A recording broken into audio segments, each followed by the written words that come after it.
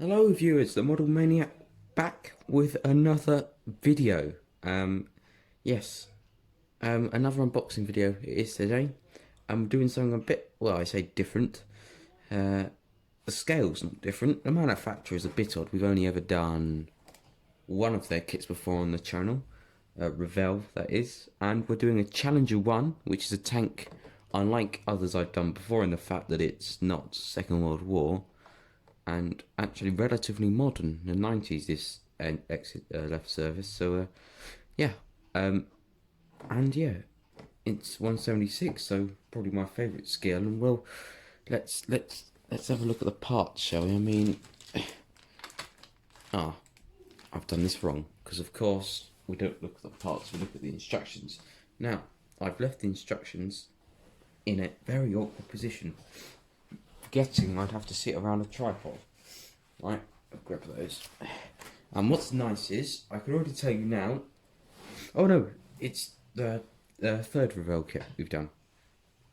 Anyway, regardless, these are the nice Revell instructions, the newer stuff. So if you buy a new kit from then, the box would look something like this. It's more going to be black, I'm going to assume, but black with like this grey sort of architecture pattern on it, rather than solid black. But anyway, if you get that, it looks like you get new instructions. Now, what's nice about these new instructions is they're all fancy. We'll have a look at them in a second. They had the new instructions on the FT17 in Char V1 that we did a while back on our channel, in a 3-part series thing. Good fun with that. Now, in these, this is standard for Revell. You get this sort of information paper and the decals. There's quite a lot of them. There's two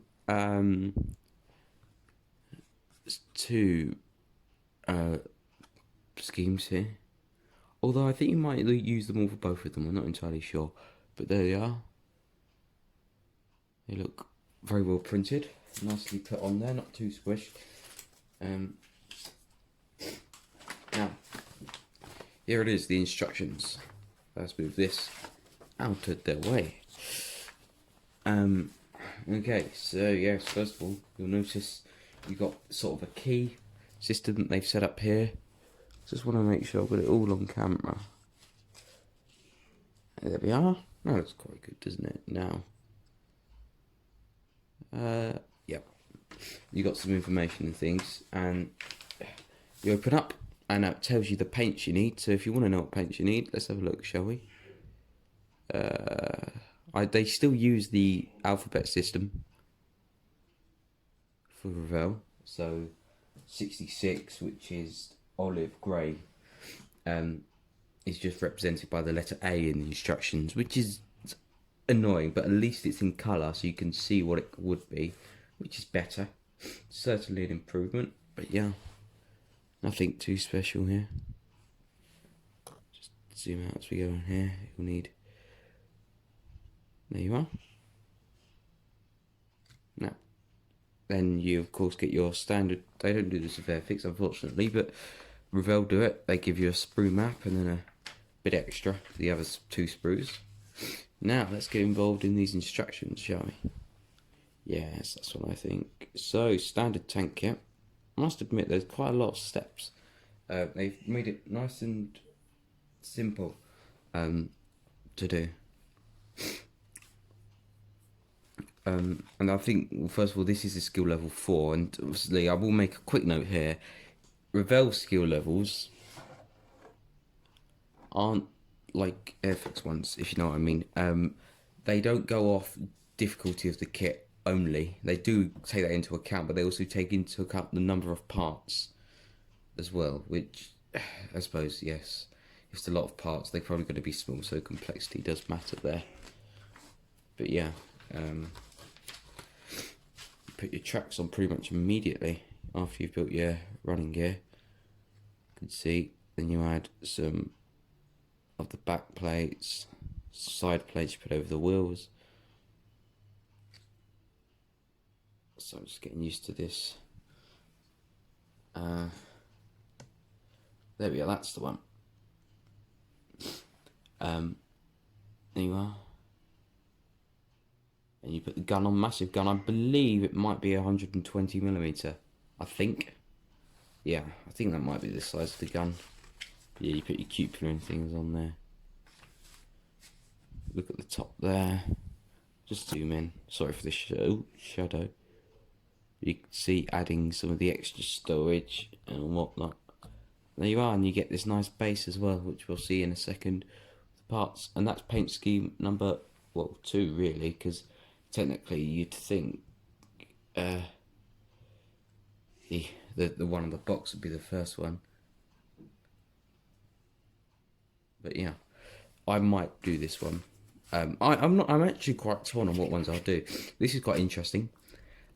It's got a dark grey camouflage scheme. You know, it looks all good. The decals really add to it.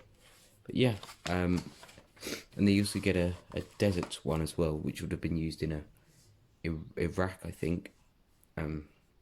Just trying to think where this would have been used. And this particular one shows it. Oh, you can't see it. Come on, can we focus? There we are. Tank Museum Bovington, which is of course more commonly now known as the Tank Museum, which I've been to a few years ago, and it's a brilliant place. I think I remember seeing this. And yeah, I'm torn because I do like that place, but those who've watched my channel, I do like a desert tank in desert camouflage, and I almost thought this is going to be a lot more interesting. So let me know what you think. That's the instructions. But now we really need to get into the important things. Oh yes, the good old-fashioned parts. Yes. Okay, now what's nice is I've already noticed, I've opened this up before. Well, first of all, the tracks look amazing. They're on this nice rubber sprue thing. They'll work. They've got the locking system, which hopefully will work. I haven't tested it yet. But yeah, now you get 3 sprues in total. Sprue, well, it doesn't matter what number they are.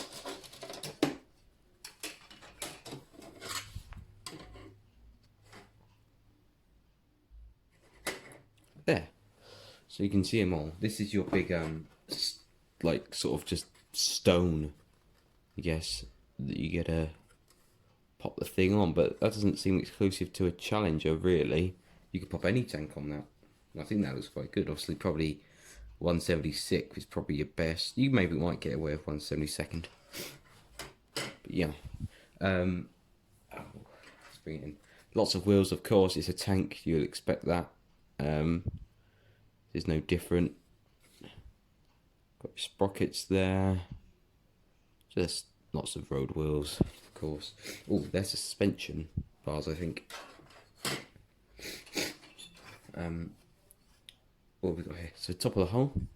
Looks very detailed. Nice. Lots of detail, especially up here. Move my hand out of the way. Really? Yeah, look at that. Like the old mesh pattern there and things. Looks very good. These are your side plates. This is the hole here. You can see on the end. Yeah. Yeah. Final one is well, this is the bottom with the turret ring. This is the top of the turret. It's quite a small turret. Well, say small. These sort of modern tanks use much lower turrets because you can pretty much get an auto loader, and you can make it a lot lower down, which is obviously good for many reasons. It's harder to hit, harder to see. It's easier to armor. Yes, this is a massive turret. This is a massive tank. I think it weighs 62 tons. Yeah. So yeah, this is a heavy thing, and it can do 35 miles per hour as well. You've got all your various bits of stowage on there. There's your cupola, if that's how you pronounce the thing, and there's your gun in 2 parts. Shame that couldn't be moulded with 1 part, but you know, we can only hope for some luxury such as that. I don't know how old this kit is.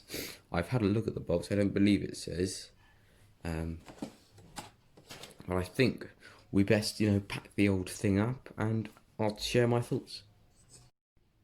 Okay, so that brings us on to, well, what normally happens at the end of these videos, the price of the thing. Yeah, well, this cost me £10 off Amazon. Now, I don't know what the original retail price was, I'll be honest with you, but £10 is more than I'd expect to pay for a 1/76 scale model, let alone it being one tank. Now, I paid on the same order, they came at the same time earlier today, £6 for one of these, an Airfix Dungerschutz 3. So, yeah. Now, I'll bring it back on actually. This, well, of course, is an Airfix Vintage Classics kit. This costs £6, like I just mentioned. Now, it doesn't take a genius to work out. This isn't as big. Number of parts, this says 79. Well, this trumps it with 100. I don't know when the molds for this were made, but I can just judge by the like the look of the kit and things that it's going to be more recent than 1962, which is of course that goes over to our Stug. Now, £6 for that, £10 for this. Is it worth it? And the simple answer to that is, well, of course it's worth it. Anybody who knows and has gone through the experience of making one of these will have enjoyed it because they're simple. They're nice, simple things. But when you run into an issue, it's like, oh, an issue. Let's make our way past that and move on. But it's sometimes they can be bad. Sometimes they'll throw out the look of the tank. You really have no idea what's going on with some of these models. And if it wasn't for the fact that there's no really alternative to these 176mm models, and another company was doing them for this price, this accessible, and this easy to make, but newer mouldings, unfortunately, Airfix, you'd be in trouble. But unfortunately, nobody's really done so. Revell, there's a market for you. Well, Revell's obviously got their eyes more set on 1/72. Anyway, the point is,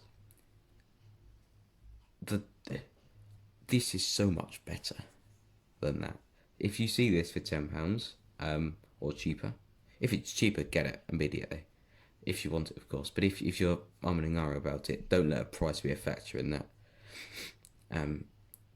This is so much better. If you have the money, if you like the tank, if you want to make a model of it, this doesn't seem too difficult. That paint scheme is one colour. Yes, there's some other colours on the roadwoods and the treads and things, but for most of all, it's one colour. Yeah, worth it, I'd say. 10 out of 10 would Challenger again. Of course, if Revell would love to do a Challenger 2 to go alongside this in this scale, it would be amazing.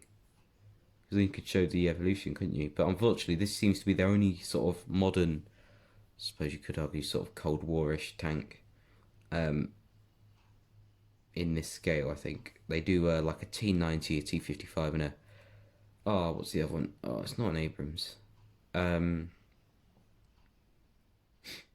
Leopard in 1/72 scale, which would be, I might look into getting those. Anyway, I've gone off on a tangent.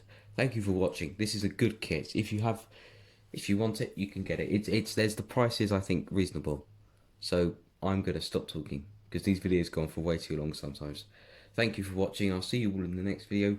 Remind me what paint scheme you think I should do, what one you prefer. I'll see you all in the next video. Goodbye.